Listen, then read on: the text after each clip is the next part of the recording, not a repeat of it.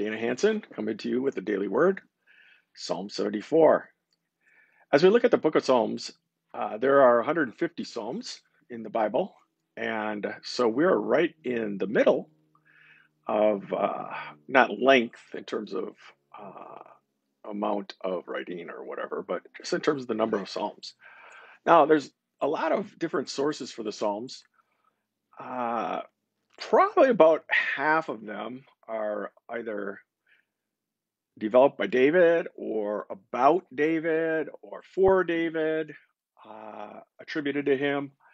And then the other half, uh, anywhere from Moses may have written one of them, Solomon, and then we actually have some superscripts that which give the author's name and so forth, uh, like Korah and Asaph. And anyway, here's the thing. The Psalms come to us from probably 1400, 1250, whenever you think the time of Moses was, all the way to the Babylonian exile, which would be 586 BC. Now we know some of these Psalms are attributed to some of those times. For example, Psalm 74 would be during the Babylonian exile time because the psalmist himself talks about the destruction of the temple of Jerusalem. And we remember that these psalms are songs for worship, songs for pilgrimage. So we would call them more poetry or song lyrics, and they're passed down just like songs are, not necessarily written out, but passed down and eventually come to a written form. But as we're seeing these themes, we see some of the same themes again and again. And in Psalm 74, the theme is, hey, God, disaster has come upon your people. What are you going to do about it? Now, a lot of the Psalms that have these laments, they have the people of Israel, or the authors, as it were, say, we messed up. Forgive us and save us. This psalm doesn't say we messed up. It doesn't say God messed up, because you're not gonna call say God, hey, how come you messed up? Not in a strong way, but it's like, hey, God, why are you letting this happen? And then the psalmist here, he reminds God about the covenant that he has with his people, and he reminds God that, hey, you took care of this kind of stuff before. Will you take care of it again? So as I'm reading this, it's really interesting because the psalmist is using really good human psychology. He's kind of reminding and kind of saying, "No, you're not going to let this go.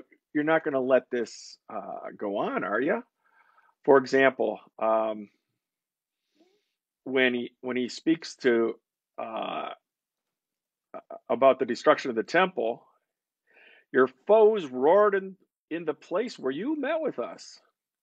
They set up their standards as signs.